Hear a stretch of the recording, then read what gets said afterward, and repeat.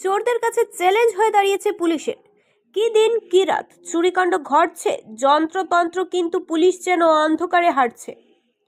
পুলিশের নাকের ডগায় চোরেরা তাদের তাণ্ডব চালাচ্ছে, অথচ পুলিশ নিশি কুটুম্বদের পাকড়াও করতে 7-5 ভাবছে। ফির দুর্ধর্ষ চুরিকাণ্ড সংঘটিত হলো শ্রীভূমি শহরের উপকণ্ঠে। সদর থানার অর্ধেক কিলোমিটার দূরে নিশি কুটুম্বরা তাদের তাণ্ডব চালিয়ে প্রমাণ করে দিল তাদের প্রতাপ সবচেয়ে বেশি। ঘরের সদস্যদের অনুপস্থিতির সুযোগ নিয়ে নিশি কুটুম্বরা তাণ্ডব চালায় শ্রীভূমি শহরের বনমালী রোডের রাষ্ট্রপতি পুরখাস্ত প্রাপ্ত শিক্ষক অভিজিৎ রায়ের বাসগৃহে। চোরেদের দল গ্রিল ভেঙে ঘরে প্রবেশ করে আলমারি তছনছ করে 12 তোলা সোনার অলংকার, নগদ 50,000 টাকা হাতিয়ে নিয়ে যায়। এইদিকে ঘটনার পর পুলিশ এসে তদন্ত শুরু করলে পুলিশের উপর বিশ্বাস হারিয়ে ফেলে এলাকার বৃহত্তর জনগণেরা।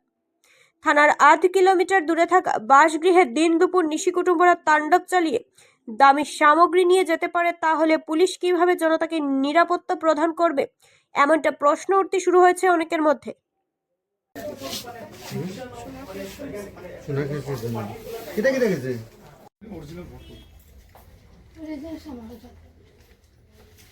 এখানে নিজেও কর জামাই কি কাম করে পাইপের কাজ কই আছে আপনার ও আইছে তো আছে কেন কি করবে লোকাল রাখেন বিয়া দিয়া হ্যাঁ লোকারি তো রাখি কিছু যেগুলা আছে না বিয়া দিয়া ফাংশনে নরমাল দিতে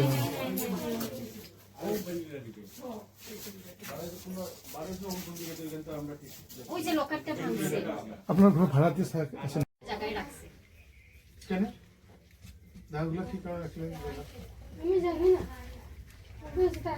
আপনি আইয়া দেখি তুমি দেখছো না নি ঘর ভাঙা তে তুমি আমারে লোকে লোকে কইলা না দিদি ভাঙা তুমি দানি আর জায়গাটা রাখতে গেলা এখানে তুমি সে তোমরা রাখছো এটা খুলছো আমি খুললে এরকম খুলেনি এরকম কেউ খুলেনি আলমারি এরকম কেউ আলমারি খুলেনি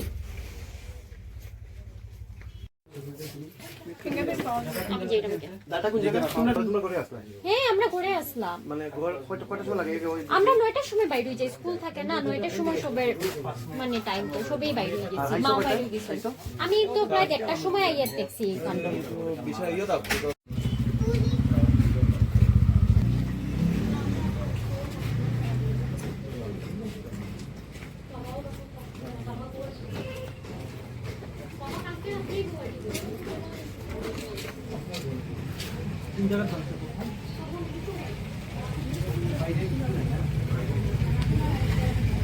ইন্টারমেন্টে আমিও বার হয়েছি তার নিয়ে আমার ক্রস করছি রায়মনের রাজুর দোকানের সামনে আচ্ছা আচ্ছা আমরা পাড়া এরপরে আমি আধা ঘন্টার ভিতরে আমি আইছি এটাও খোলা আছে হ্যাঁ আমার পরে তাই নিয়ে ঢুকে গেছেন তখন এখানে ফাইল টাইল আছে আমি আইয়া ঢুকতে তাই আধা সব 15 মিনিট পরে আইয়া ঢুকছেন তাই কাজও আইয়া আমি দা পাইয়া ডাটা লইয়া তাই ইয়ে করছে দেখাইছেন আমরারে আই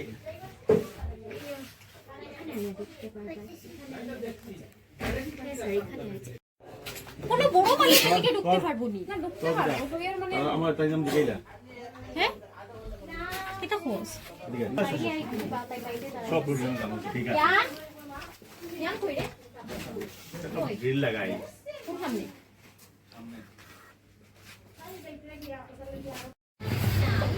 আমার মা হয়তো স্কুলে যেতে সময় দাঁড়ে রাখিয়ে দিচ্ছে পরে দেখি এই অবস্থা করে এই যে ভেন্টিলেটরটা ভাঙা পুরো সিমেন্টের ভেন্টিলেটর আছে কোনো ধরনের ইয়ে আছে না এখানে সুভাষ একটু দেখি 16 নম্বর ওয়ার্ডে আমাদের এখানে অভিজিৎ রায় ওনার বাড়িতে আজকে আমি খবর পেলাম যে ওনার বাড়িতে চুরি হয়েছে। দিন দুপুরে ওদের বাড়িতে কেউ ছিল না, তো এসে দেখে মানে ওদের সোনাগহনা সব কিছু চুরি হয়ে গেছে। তাই এই সব খবর পেয়ে আমরাও আসলাম, পুলিশও আসলো। পুলিশ তৎক্ষণাৎ এখনই এসে সব কিছু তদন্ত করছে। দেখা যাক, আশা করি একটা সুরাহা পাওয়া যাবে। আমি তো সকালবেলা আমি আমার মেয়ে আমরা তো সবে স্কুলে চাকরি করি, ঠিক 9টা 9:30টার লগে যাইতে গিয়ে লাগে। তো যাবার সময় আমি সব দরজা জানলা লাগাইয়া গেছি। আর আমার মেয়ের জামাই আর ময়নাটারে লইয়া গরু আছে। আমরা যাওয়ার পরে একটু পরে হে তালা লাগাইয়া গেছে গিয়া, হে তালা লাগাইয়া গেছে গিয়া, হে আধা ঘন্টাও লাগছে না, আইছে আধা ঘন্টা 35 মিনিট লাগছে, আইছে আইয়া তো এরপরে আমার মেয়েটাও আইছে, পিছে হইয়া আমার কাজের মাসিটাও আইছে। মাসি আইয়া সোজা ভিতরে ঢুকছে, ঢুকিয়া কইছে আমার কাপড় সরাইয়া দেও, আমি দায় একটা দেখিয়া কাপড় দেখিয়া। তখন আমার বড় মেয়ে কইছে আচ্ছা সরাও না তুমি, না সরাইছে না। তখন তাই দৌড়িয়া গেছে, গিয়া দেখে আলমিরা ভাঙ্গা। তখন তাই কইছে জুমিদি আলমিরা ভাঙ্গা, তুমি অত সময় দেখিয়া কই যায় না, আমি দেখি আইয়া আলমিরা ভাঙ্গা, হে বাংলো গো কইয়াও তাই আমারে ফোন লাগাইছে। আর এরপরে তো আমরা আইছি, আইয়া তো দেখি আমরা সব শেষ। কত টাকা মোটামুটি জিনিস আছে? শোনাও আছিল না?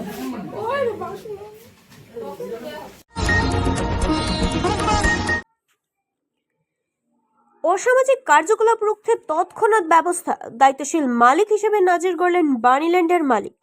শ্রীভূমি শহর সংলগ্ন বাণীল্যান্ড পার্কে অসামাজিক কার্যকলাপ চলছে, এই রকমই কিছু ভিডিও বিগত কয়েকদিন আগে সামাজিক মাধ্যমে ভাইরাল হয়েছিল। শেষমেশ এই পুরো ঘটনা নিয়ে মুখ খুললেন বাণীল্যান্ডের পার্কের স্বত্বাধিকারী। যেহেতু পার্কের স্বত্বাধিকারী কয়েকদিন থেকেই বাইরে ছিলেন, এই সুবাদে কে বা কাহারা বাণীল্যান্ড পার্কের পেছনের দিকের ওয়াল ও কাঁটাতারের বেড়া কেটে ভেতরে প্রবেশ করে উনাদের অজ্ঞাতে এইসব ভিডিও করে। তবে এই ভিডিওর সাথে কোনোভাবেই এই কাজের পেছনে কোনোভাবেই জড়িত নন পার্ক কর্তৃপক্ষরা।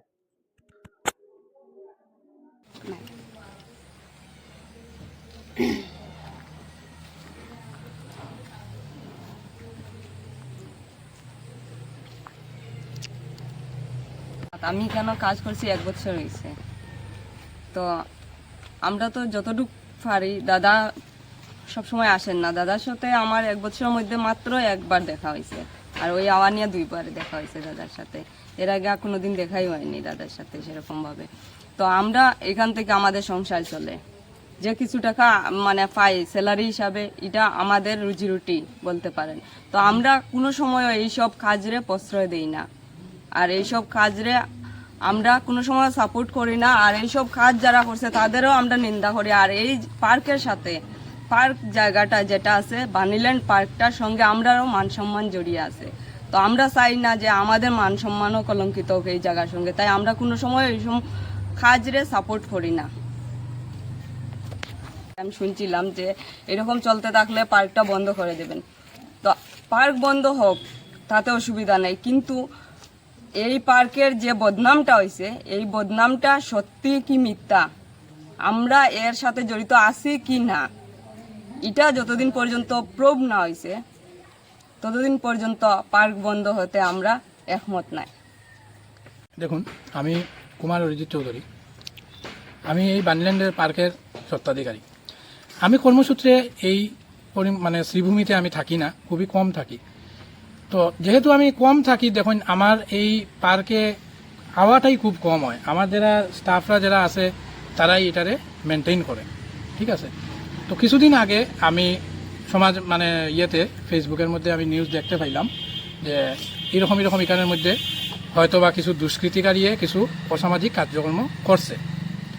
সঙ্গে সঙ্গে আমি আমার স্টাফরার সঙ্গে আলাপ করি যে এইরকম এটা কিতা ব্যাপার, তোমরা জানো নি? তারা কইছে দাদা আমরাও তো এটা জানি না, আমরারও এটা কোনো নলেজ নাই যে কে বা কাহারা এইসব জিনিস এখানের মধ্যে করছে।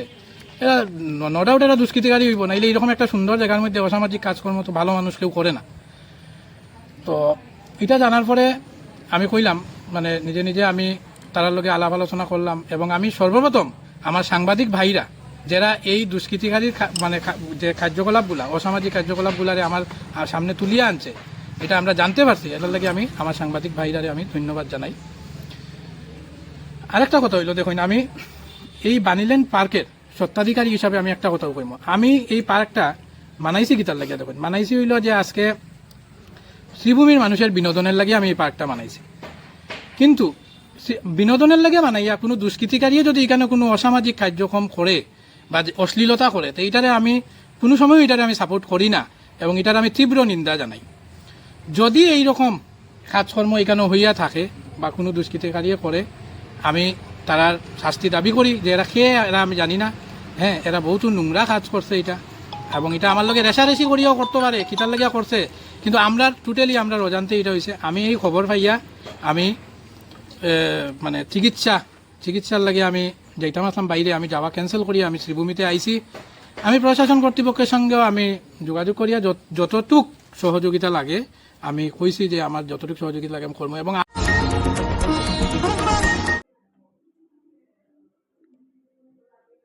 সৃষ্টির শ্রেষ্ঠ জীব মানুষ, কিন্তু শ্রেষ্ঠ জীবের মানবতাহীন কর্মকাণ্ড তার চেয়ে দুর্ভাগ্যজনক আর নেই কোনো কিছু। এরকম হাড়হিম ঘটনা ঘটল বদরপুর ঘাটে।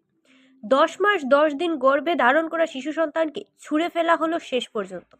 যেহেতু বদরপুর ঘাটের বরাক নদীর সেতুর পাশে মৃতদেহ পড়ে থাকে এক শিশু সন্তানের, শুক্রবার সকাল 9টায় কম্বল মোড়ানো শিশুর নিথর দেহ প্রত্যক্ষ করেন প্রত্যক্ষদর্শীরা।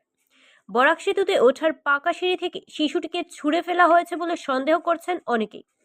মৃত শিশুটির বয়স 6 থেকে 7 মাস হবে অনুমান করা হচ্ছে। প্রকৃত কারণ বের করতে পুলিশ তদন্ত চালিয়ে যাচ্ছে। এদিকে ওই ঘটনা নিয়ে এলাকায় চাঞ্চল্যের সৃষ্টি হয়েছে।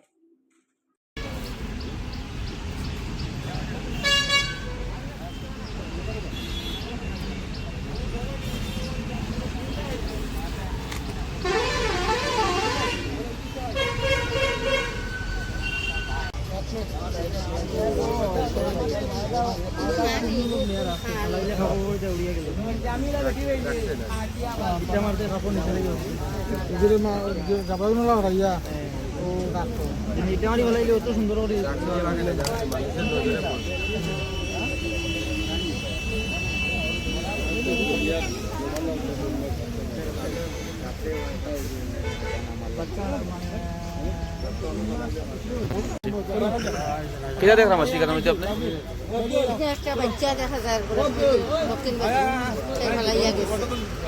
এটা কোন সময় দেখা পাওয়া গেছে বাচ্চাটারে? সকাল 7টা ওরকম দেখছি ওদিক থেকে যে মানুষে দেখে। যখন দেখছেন তখন কটা বাজে মানে বাচ্চাটা জিন্দা ছিল না না এখানে বদরপুর ঘাট এই ব্রিজের নিচে মানে সিলিং সাইডে একটা বাচ্চা পাওয়া গেছে। বাচ্চাটা কোন সময়? বাচ্চাটা যা সম্ভব রাত্রে মনে করে ফালাইয়া গেছে, এরকম ফালাইয়া গেছে, মারা গেছে বাচ্চাটা, মারা গেছে। সকালবেলা মানে ওখানে কয়েকজন মানুষের মিলিয়ে হঠাৎ দেখতে পাই একটা বাচ্চা এখানে কম্বল দিয়ে রাখা আছে। এরপরে মানে আমরাও আসলাম ওইখানে, দেখি একটা বাচ্চা মানে এখানে ফালাই। হ্যাঁ, থানা আইসে, থানা এটা জোর করে।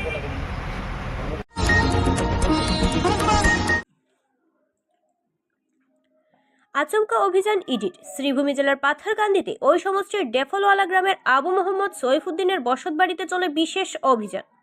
মাদকসহ বড় অঙ্কের আর্থিক কেলেঙ্কারি তদন্ত ত্বরান্বিত করতে আবু মোহাম্মদের বাসভবনে অভিযান চালায় ইডির তদন্তকারী দল। প্রায় 17 ঘন্টা ধরে চলা অভিযানে বেশ কিছু গোপন নথিপত্র, ইলেকট্রনিক ডিভাইস বাজেয়াপ্ত করেন ইডির তদন্তকারী দল। এদিকে গুজরাটের বিভিন্ন স্থানের পাশাপাশি মায়ানমার সীমান্ত সহ অসম, মিজোরামের সাথে সাথে শ্রীভূমি জেলায় বিশেষ অভিযান চালানো হয়। প্রকৃতপক্ষে আর্থিক কেলেঙ্কারির সঙ্গে জড়িতদের বিরুদ্ধে তদন্তকারী দলের বিশেষ অভিযান। তদন্তকারী দলেরা তা অনুমান করেন অনেকেই। অভিযান চালালে ইডির হাতে লাগে নগদ 35 লক্ষ টাকা, বহু গোপন নথিপত্র, 4 কেজি 724 গ্রাম হেরোইন, মাদক কাজে ব্যবহৃত বেশ কিছু ইলেকট্রনিক ডিভাইস ইত্যাদি। উল্লেখ্য, আবু মোহাম্মদ মিজোরামের এনডিপিএস বিচারাধীন মামলায় অন্যতম অভিযুক্ত। তাই তদন্তকারী দল মিজোরাম থেকে শুরু করে অভিযান শেষ করেন পাথারকান্দিতে।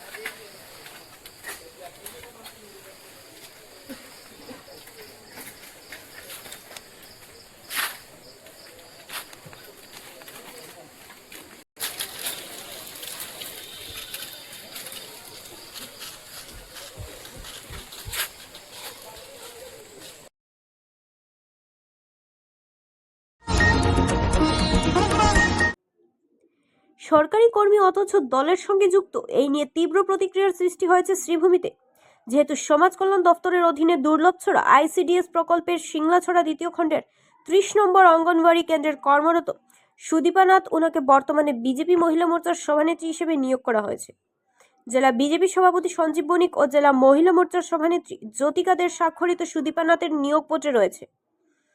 সরকারি কর্মী অথচ বিজেপি দলের সঙ্গে যুক্ত, এই নিয়ে রাজ্যসভার প্রাক্তন সাংসদ মিশন রঞ্জন দাসকে জিজ্ঞেস করা হলে তিনি স্পষ্টভাবে মিডিয়ার ক্যামেরায় বলেন, এটা কোনো অবস্থায় সম্ভব নয়। হয় এক সিদ্ধান্ত নিতে হবে সুদীপা নাথের, দল চয়ন করতে হলে তাকে সরকারি চাকরি ছাড়তে হবে, না হলে দল কোনো অবস্থায় করতে পারবেন না তিনি। যেহেতু রাজ্যের মুখ্যমন্ত্রীর কড়া নির্দেশ, সরকারি শিক্ষক কর্মচারী প্রত্যক্ষভাবে রাজনীতির সঙ্গে জড়িত হতে পারবেন না। এমনকি শ্রীভূমি জেলায় অভিভাবক মন্ত্রী কৌশিক রায় উল্লেখ করেন, সরকারি কর্মী সক্রিয় রাজনীতিতে জড়িত থাকলে তাদের বিরুদ্ধে কড়া ব্যবস্থা গ্রহণ করবেন। তাদের উপেক্ষা করে কিভাবে একজন সরকারি কর্মীকে বিজেপি দলে অন্তর্ভুক্ত করা হলো তাই নিয়ে আনাচে কানাচে চর্চিত হচ্ছে। খোদ শাসক দলের কর্মী মিশনবাবু এই নিয়ে তীব্র বিরোধিতা করেন। দাদা, যেখানে রাজ্যের মুখ্যমন্ত্রী কড়া নির্দেশ দিয়েছেন যে কোনো সরকারি কর্মী কোনো রাজনীতির সঙ্গে জড়িত থাকতে পারে না, কিন্তু দেখা যাচ্ছে যে দুর্লভছড়া অঙ্গনওয়াড়ি কর্মী সুদীপা নাথ ওনাকে নিয়োগ করা হয়েছে মহিলা মোর্চার সভানেত্রী হিসাবে। এটা পারে? আপনি কি বলেন? অঙ্গনওয়াড়ি কর্মী যিনি মহিলা মোর্চার সভানেত্রী হিসাবে নিয়োগ করা হয়েছে, তো মুখ্যমন্ত্রী যখন নির্দেশ দিয়েছেন যে কোনো সরকারি কর্মী রাজনীতির সঙ্গে জড়িত থাকতে পারেন না বা এটা ব্যবস্থা গ্রহণ করা হবে, এই ক্ষেত্রে দেখা যাচ্ছে যে একজন দুর্লভছড়া অঙ্গনওয়াড়ি কর্মীকে মহিলা মোর্চার সভানেত্রী হিসাবে নিয়োগ করা হয়েছে। আপনি কি বলবেন এটার উপরে? হ্যাঁ, ঠিকই বলছেন। এই বিষয়টা আমারও নজরে এসেছে। আমি কোনো একটা পত্রিকায় দেখেছি সরকারি কর্মচারী, অঙ্গনওয়াড়ি ওয়ার্কার, অঙ্গনওয়াড়ি হেল্পার বা আশা কর্মী তারা রাজনীতি দলের কোনো পদ নিতে পারে না। এটা মুখ্যমন্ত্রী বলেছেন। এটা আগের থেকে আমরা এই নিয়ম পালন করে আসছি। এটা ব্যতিক্রম কী করে হয়ে গেল ঠিক জানি না। এটা আমি তো চিনি না, তাকে জেলা সভাপতিও চেনেন না, এরকম পরিস্থিতি হয়ে যায়। সেই মণ্ডল থেকে প্রস্তাব এসেছে, মণ্ডল সভাপতি এই নামটা পাঠিয়েছে বলেই তাকে মহিলা মোর্চার সভানেত্রী করা হয়েছে। নিশ্চয় আমাদের দল থেকে এটা সংশোধন করে দেওয়া হবে। ভারতীয় জনতা পার্টির যিনি পদে থাকবেন, যে কোনো পর্যায়ে পদে থাকবেন, তিনি সরকারি কোনো কাজে তিনি থাকতে পারবেন। এটা পড়ার নিয়ম আছে, আর এটা আমরা অবশ্যই পালন করব। যদি এরকম হয়ে থাকে, সুবিধা নাচছে এটাতে খারাপ হবে। দেখা গেছে দাদা হয় পদ রাখবেন, এই পদ রাখবেন, সরকারি দায়িত্বটা ছাড়বেন, অথবা সরকারি দায়িত্ব তিনি বহাল রাখবেন, দলের কাজটা দায়িত্বটা তিনি ছাড়বেন, যে কোনো একটা হবে। দেখা গেছে দাদা নিয়োগপত্রে যেটি স্বাক্ষর রয়েছে ডিস্ট্রিক্ট বিজেপির সভাপতি এবং মহিলা মোর্চার যেদিন সভাপতি রয়েছেন জ্যোতি কাজে, ওনার স্বাক্ষর রয়েছে। হতে পারে তো, ওরা তো আর এটা ওই মণ্ডল থেকে 3টা নাম আসে, 3টার থেকে একটা বেছে নেন তারা। তো ওই 3টা নিশ্চয়ই এটা মণ্ডল থেকে পাঠানো হয়েছে, তারা তো নিজেরাই করার নাই। এখান থেকে মণ্ডল সভানেত্রী যে আপনি 3টা দিয়েছেন, এর মধ্যে কাকে দিলে ভালো, ওই হিসাবে নামটা তিনিই দিয়েছেন। মণ্ডল সভানেত্রী বা মণ্ডল সভাপতি দিয়েছেন, জেলা সভাপতি বা মহিলা মোর্চার জেলা সভানেত্রী, তারা তো দস্তগতি করেন মাত্র, তারা স্বীকার করে নেয়, তারা মেনে নেয়, সেটাই তারা করে। এরকম হলে দাদা ওনার বিরুদ্ধে কী ব্যবস্থা গ্রহণ করা হবে? ধরতে হবে তো, যে পদ পেয়েছে থাকে না, মণ্ডল সভাপতিকে ধরতে হবে। তুমি তাদের নাম প্যানেলে কেন পাঠাও, আর প্যানেল থেকে তুমি কেন বলে দাও যে ওকেই করে দিই, প্যানেল পাঠিয়েছি ওকে দিয়ে দাও, তো এটা তাকে ধরতে হবে, মণ্ডল সভাপতিকে।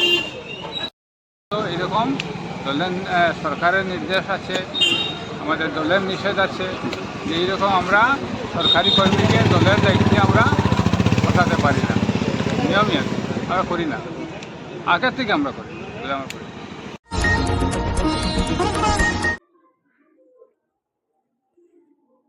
শিলচর থেকে মাত্র 23 কিলোমিটার দূরে বর্ঝালেঙ্গা ডাকবাংলা কালীবাড়ি রোড এলাকায় স্বাধীনতার পর 75 বছর পার হয়ে গেলেও এখনো নির্মিত হয়নি কোনো সড়ক। ফলে 4000-এরও বেশি গ্রামবাসী আজও যোগাযোগ বিচ্ছিন্ন জীবনযাপন করছে। চিকিৎসা, শিক্ষা, বাজার প্রতিটি ক্ষেত্রেই নিত্য ভোগান্তি তাদের জন্য। স্থানীয় সূত্রে জানা যায় 2014 সাল থেকে চিকিৎসা না পাওয়ায় অন্তত 23 জন গ্রামবাসীর মৃত্যু হয়েছে। রাস্তা না থাকায় সময়মতো রোগীদের হাসপাতালে নিয়ে যাওয়া সম্ভব হয়নি বহুবার। বহু নেতার প্রতিশ্রুতি মিললেও বাস্তবে কোনো উন্নতি না হওয়ায় গ্রামবাসীদের ক্ষোভ চরমে পৌঁছেছে। রাস্তাহীনতার জেরে গ্রামবাসীরা পরিষ্কার হুঁশিয়ারি দিয়েছেন 2026 সালের নির্বাচনে তারা ভোট বর্জন করবেন যদি এর আগে সড়ক নির্মাণের কাজ শুরু না হয়। গ্রামবাসীরা ইতিমধ্যেই রাষ্ট্রপতি ও প্রধানমন্ত্রীর কাছে স্মারকপত্র পাঠিয়ে দ্রুত সড়ক নির্মাণের ব্যবস্থা নেওয়ার দাবি জানিয়েছেন। স্থানীয় প্রশাসনের তরফে আশ্বাস মিললেও তা বাস্তবে রূপ নেবে কিনা সেই অপেক্ষাতেই দিন গুনছেন বর্ঝালেঙ্গার মানুষ। এই রাস্তা ভাঙ্গা, আজকে 50-60 বছর হয়ে গেছে গিয়া এই রাস্তা হয় না। আমরা যাইতাম কিরকম যেমন চান, এই রাস্তার উপরে মানুষ হাঁটিয়া যাইবার রাস্তা নাই। আপনার নাম কি দা কাকা? আমার নাম জিতু দাস। আর আপনার এখানে সদস্য? এখানের সদস্য 2 নম্বর ওয়ার্ডের না? 2 নম্বর ওয়ার্ডে। তে আপনার এখন সিদ্ধান্ত কিতা? রাস্তা হইতো কি হইতো না, এবার বুটও বন্ধ। রাস্তা না হইলে বুট বন্ধ।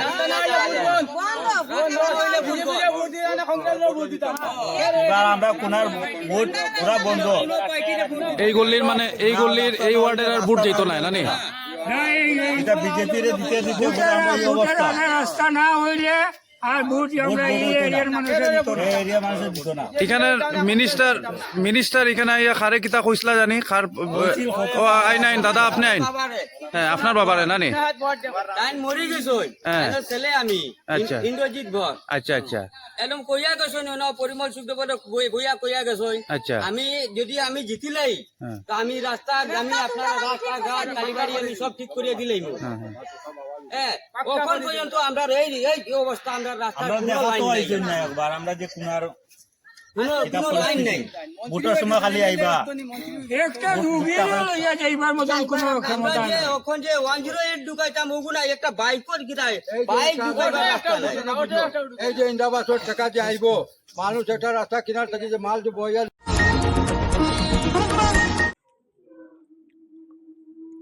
শিলচরের সোনাই রোডে ভোর রাতে ভয়াবহ পথ দুর্ঘটনা ঘটে।